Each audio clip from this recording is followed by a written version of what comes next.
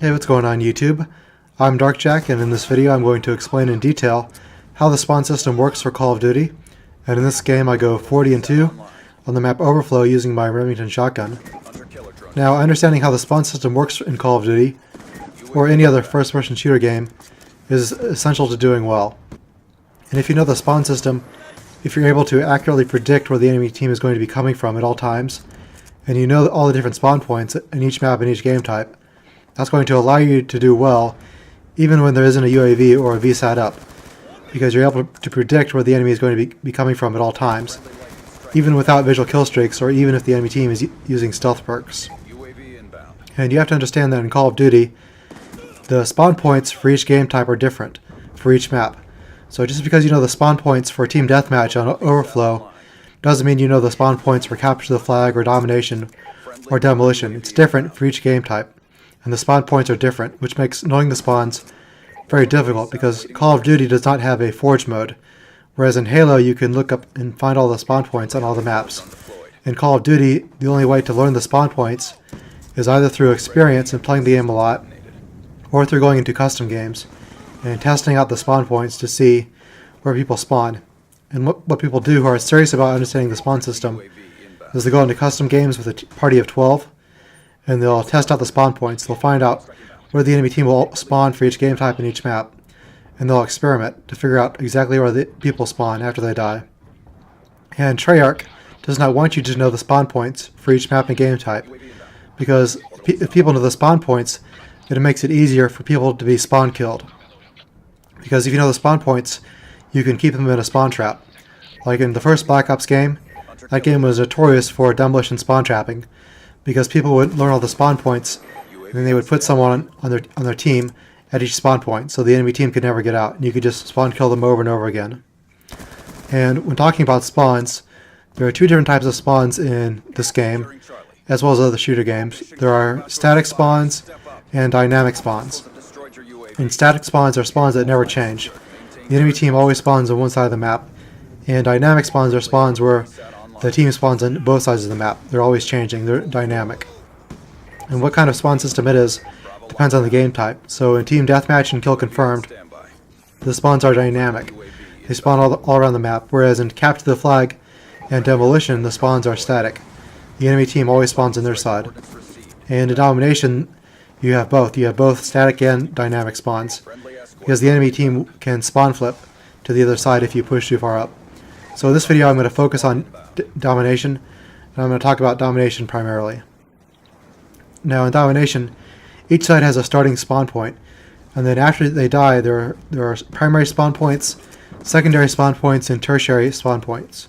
And to give you an example of that, on the map Nuketown, the primary spawn points are in the backyard of their house. And then once those get blocked off, they spawn at the secondary spawn points, which are on the side of the house. And then the tertiary spawn points are in front of the other house. And then after the spawns flip, they go back to the other side, in the backyard of the other house. And each spawn point has a numerical value associated with it. And the highest number is the place where they spawn. So let me explain in more detail how that works. Now, each spawn point of the map has a value associated with it, and what value it has is based off of things called negative and positive influencers. And so the more positive influencers a spawn point has on it, the more likely a person is going to spawn there. And they're less likely to spawn at spawns that have negative influencers. And if a player dies near a spawn point, the game places a negative influencer on that spawns that are in that area. That way, when people die, after that person dies on that spawn point, people don't get spawn killed. And they do this to prevent spawn killing, so people don't just spawn at the same spot over and over again and continuously die. They'll instead spawn at a different spot or on the other side of a map. And that's why the lightning strike in Black Ops 2 flips spawns. Because when you call lightning strike in, because all the enemies died there, and plus it's an explosion, that puts a negative influencer on all the spawns in that area where you call the lightning strike in. And as a result, they'll spawn somewhere else. And other negative influencers include explosions. When you throw a grenade on a spawn point, that blocks off the spawns, as well as the position of enemy players. When you're standing on top of a spawn point, that blocks it, as well as when enemies die on a spawn point, that makes it less likely for them to spawn there. And then what flag the enemy has. If the enemy just took over your flag, that puts a negative influencer on all the spawn points around that flag. And it also is based off where the enemy is looking at. And then once the game has chosen a spawn point for a player to spawn at, it places a positive influencer on that spawn point. And so players who die are more likely to spawn there. And what that means is that players spawn together in groups. It's rare that someone just spawns by themselves in one spot. When players respawn, they spawn together in groups, because when a person respawns, not only have they respawned there, but their presence puts a positive influencer on the spawns in that area. And they do that so that people don't spawn by themselves and then get double teamed. But by spawning with a group, you're more likely and more able to fight back against a single player.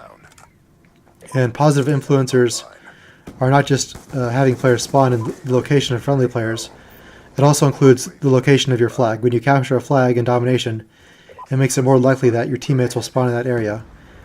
And then also, when in Domination, when you push up and you kill the enemy off their spawn and capture their flag, what that does is it blocks off that spawn point, and instead they'll spawn on the other side. Because spawns flip in Domination when all the spawns on one side have a negative value associated with them. And then once that happens, the spawns will flip and they'll go to the other side. And how easily the spawns flip depends on which Call of Duty game it is. And if you've played Call of Duty 4 or Call of Duty World at War, you know in that game the spawns are very difficult to flip. Enemies will keep spawning in the same flag in Domination over and over again until almost all your team is pushed up into their spawn.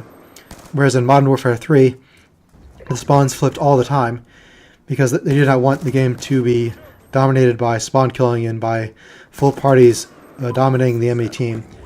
And as a result, they made it in Modern Warfare 3 so that the spawns would flip very easily in Domination. Now, the spawn system in Black Ops 2 is kind of in between Call of Duty 4 and Modern Warfare 3.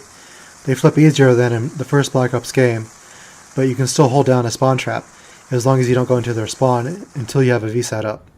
So I hope you guys enjoyed this video, and I'll see you guys later.